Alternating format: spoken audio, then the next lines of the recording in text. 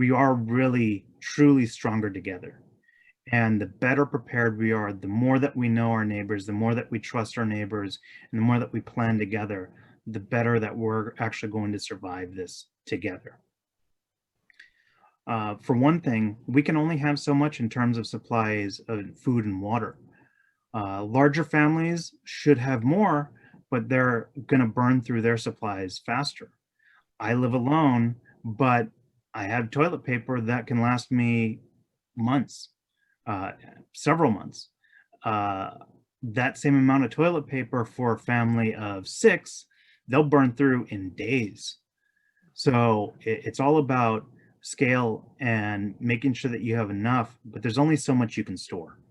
Um, and again, I mentioned this with camping, it's difficult to remember what you need to have 3 to 4 weeks of in extra supplies and make sure you're not missing something. So really, we can expect that our neighbors working together, we're going to be trading, we're going to be bartering stuff that I have extra of, someone else might need. And what I don't have enough of, someone else might have extra of. So we can trade for that. But we need to be careful so we're not trading valuable stuff, stuff that we're going to need later on. So it's all about balance. And as we talk to our neighbors, we should be looking out for one another. Excuse me. If I know my neighbors, I talk to them every day, I'm generally going to be looking out for them, and hopefully vice versa. If they see someone who's strange looking, they're in their car, they're watching me, my home, they're going to let me know. They're going to walk up, knock on my door, and say, "Hey, do you see that car out there? Yeah, it's been there for several hours now, and there's somebody in there, and they're kind of looking at your place because they see your lights are on when everybody else is dark." And that's really what we hope for. Best case scenario, we're looking out for each other. Um, there's some big ticket items that we can share amongst our neighborhood block. I mentioned the generator. If I'm the only one with the generator on my block and my lights are on, I've got plenty of fuel. I'm going to invite people over and say, "Hey, bring your cell phone charger, your battery chargers. Let's make sure that you have enough power to get through the next couple of days. And when you come over, when your battery's running low, come over." And if you have a big barbecue, hey, it takes a lot to heat that barbecue up. If I'm just cooking for myself or my family, that's propane that's going to waste.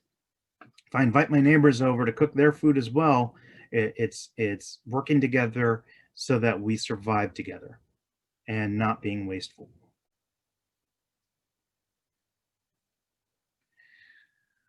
What's interesting to think about is if you're stocking up food, a lot of times you're going to have a limited amount of variety.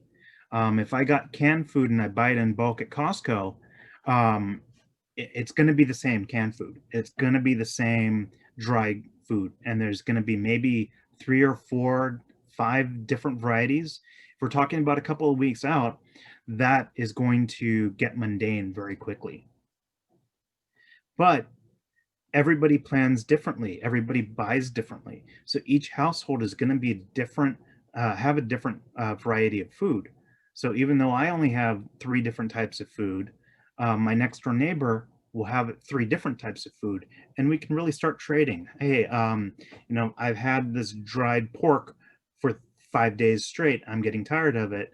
You have dried chicken, and I can, trade you my dried pork for your dried chicken, or vice versa. Our vegans will have different things that they're going to be trading back and forth.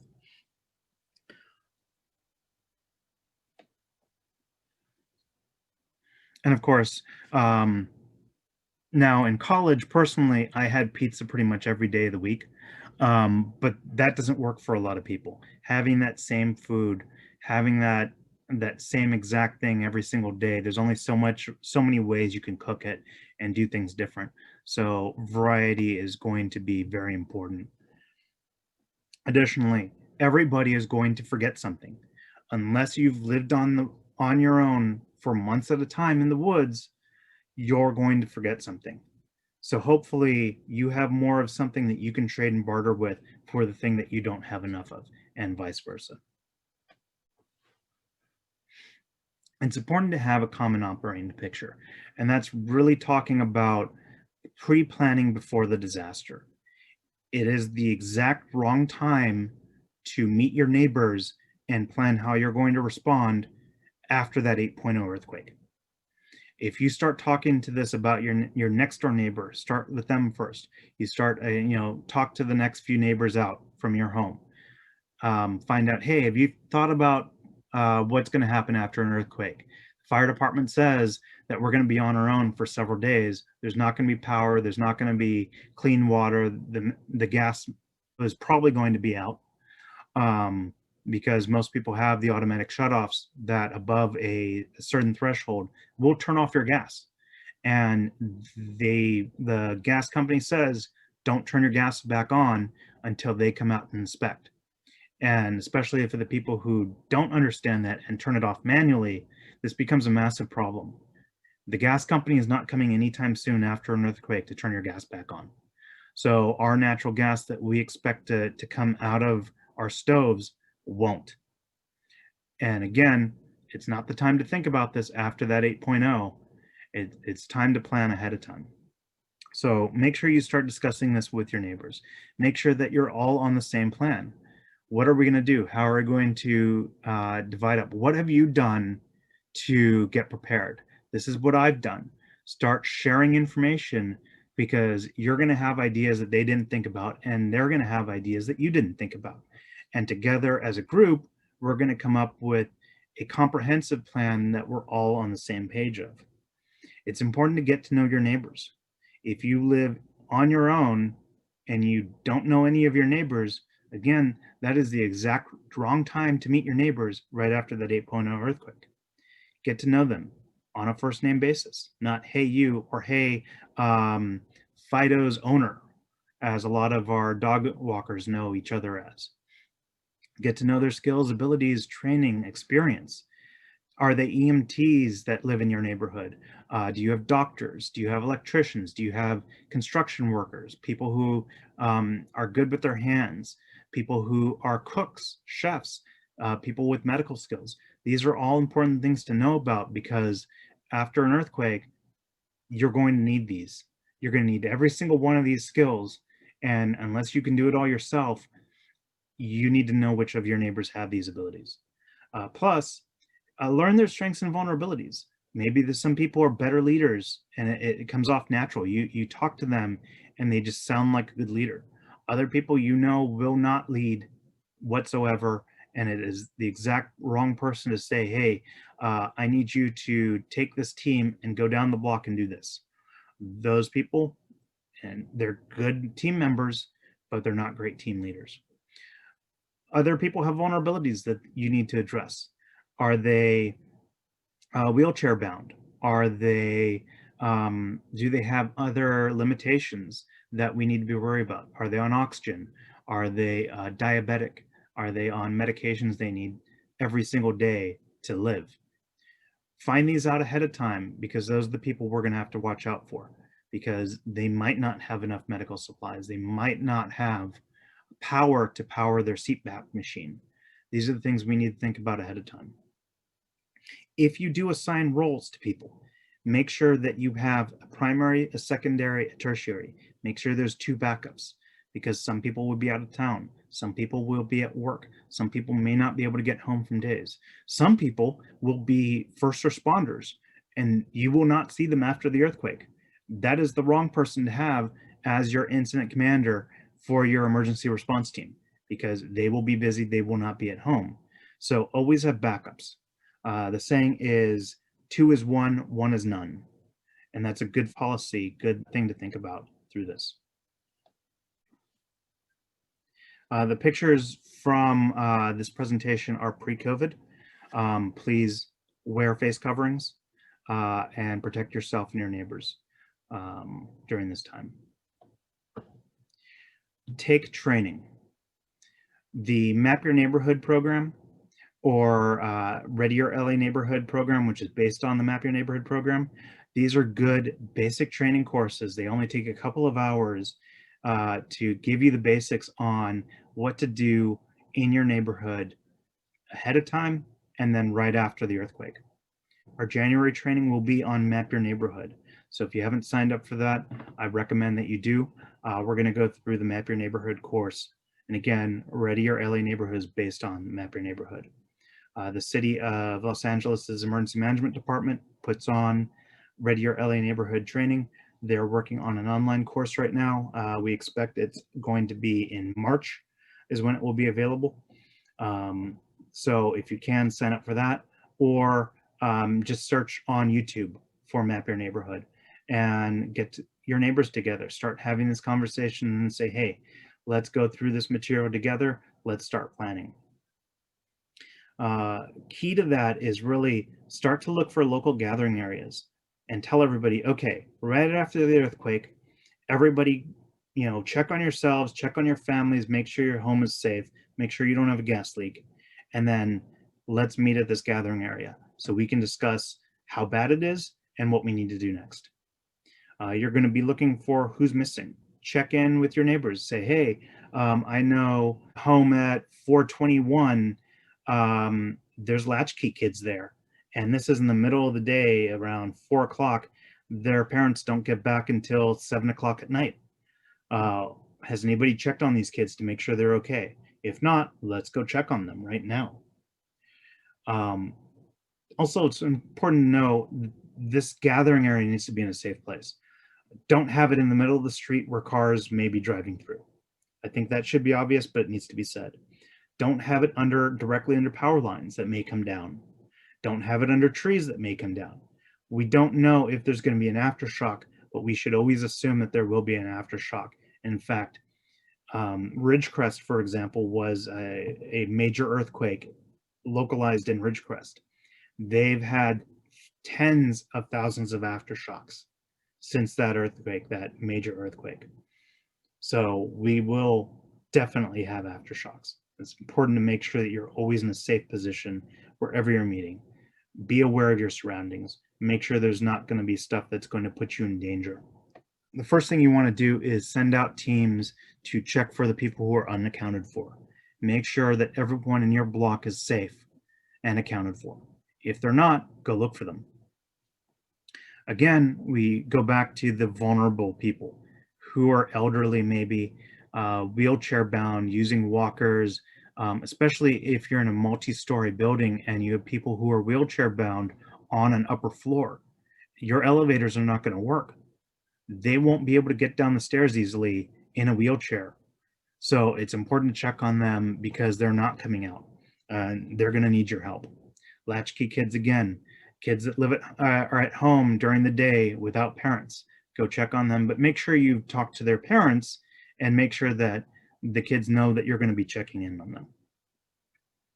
I mentioned the mobility challenge, walkers, wheelchairs. There's a ton of different challenges that people have that you need to be aware of and help them out. People who are deaf, people who have different languages, they're not going to communicate as easily as the people on this presentation might. And again, the people who have oxygen, are on oxygen or sleep with CPAP machines, these people are going to have certain challenges that you as a neighbor might be able to help them out with. After you send out a search team, not search and rescue, just a search team, form a damage assessment team and go door to door, checking for damage. Maybe someone's out of town, but as you walk up, you see that their home is severely damaged and you can smell gas as you're coming up. Well, if you turn the gas off, you might avert an explosion or a fire at their home. But only turn off gas if you smell it, see it, or hear it. You see it, it's a wave. If you look through gas that's leaking, you'll see like a wavy line. It looks almost like a mirage. And gas coming out of a line that's been breached has a pretty distinctive hiss to it. And then natural gas naturally does not have any odor, but Southern California Gas and all the gas companies add a bitterant to it so that you can smell that gas if it's leaking. So if you hear it, smell it, or see it, turn off the gas. Otherwise, don't. Again, you're not supposed to turn the gas back on if you've turned it off. And the reason for that is there are pilot lights that are burning the natural gas so that when you turn on your stove or your water heater or your furnace, it just comes on. If you turn off the gas, those pilot lights go out. You turn the gas back on and you forget one of the pilot lights to light, and suddenly you have a gas leak in your home. Hopefully we'll have help okay signs out in our neighborhoods. If you see somebody with a help sign up, go knock on their door. Don't try and ring the doorbell if the power's out. It's not going to work. But knock on the door, make sure they're okay. If maybe they put the help sign up by mistake, or maybe they really do need help. That's the point of the help sign. Get someone's attention, and then you go find out what's going on. But, and I can't stress this enough, nobody goes anywhere alone. It's important to pick someone you're going to be with. Not just for a few hours, stick with them indefinitely. Maybe for the day. You're with somebody for the entire day. You're responsible for each other, your partner or your battle buddy. Even if you go to the restroom, go as a pair. Maybe not be in the same restroom together at the same time, but right outside the door, just making sure, hey, something happened. Who knows? People have been known to have heart attacks on the toilet. And that's not when you want to find out, oh yeah, so-and-so went to the restroom 3 hours ago and we haven't seen him since. There's not too much you can do about it if that person has a problem. But if you hear somebody, make some weird noise and collapse off the toilet while you're right outside, maybe you can do something about it. The neighborhood disaster resiliency plan should be written down and shared with your neighbors. This is a document that should outline where people are going to go, where people are going to meet, what they're going to be doing. And this should be documentation that you keep to yourselves semi-privately about what people have and what people need. They have vulnerabilities. That's something you want to be able to have documented, because those are the people you need to check on first. But if they have certain skills, they're EMTs, doctors, constructions, nobody caught that? Construction workers, carpenters, electricians. These are people that are going to be extremely valuable in doing repairs to damage, or fixing, wires that might be frayed or broken, or short-circuiting. An electrician is going to hopefully know what to do about that. And if you don't, you should not go anywhere near sparking lines. There's certain big ticket items that only certain people are going to have. A chainsaw, a generator. Maybe some people have barbecues, but maybe a few people have really big barbecues. And then you can have multiple people cooking food on those larger barbecues at the same time. People who have swimming pools, that's a good thing to know about, because after 5-7 days, 2 weeks, people are going to start smelling pretty badly if they're not washing regularly. Don't drink pool water. I shouldn't need to say any more than that. And then identify what teams need to be set up. I mentioned the search team. I mentioned the damage assessment team. Identify these teams ahead of time. And if you do assign team leaders to these, make sure you have 2 backups for each team leader, not in the same household, different neighbors, so that hopefully someone is there to take the role of this team leader, even if other people are not. They're on vacation or they're at work. After the disaster occurs, when you don't have power, you don't have running water, the fire department's not coming, 911's not available, not hours after, but days after, you should be meeting daily. Meet in the morning, maybe meet at noon or something, but share information with each other. See how you're doing, check up on each other, make sure, people who've never been in an earthquake, and it's the 8.0 earthquake, it's the big one on the San Andreas, and it's their first earthquake. They're going to lose their minds. But with their neighbors, their family support, we're going to get through this together. So check in on each other, make sure you're doing okay. And this is not just for an earthquake. Check in on your neighbors now. Make sure you're doing okay. These are challenging times, things that no one has planned for, no one has been thinking about. Make sure your neighbors are okay, but be safe about it. Find out, how people are doing on their supplies. Are they running short of anything? Do they have anything extra that they're willing to trade or possibly even share?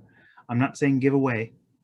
We're not, here to supply the entire neighborhood with our supplies, but you're bartering, trading, sharing with each other, making sure that you're okay, making sure that you don't become desperate or your neighbors don't. Establish a daycare. If you have kids and you need to work on things, it's difficult to watch the kids and do whatever work needs to be done to repair the damages that have occurred, or to prepare for things for the day. The elderly, um, they might not be as physically able as some of us are, but they can generally watch kids. So there's a good pairing right there, having the kids and the elderly together.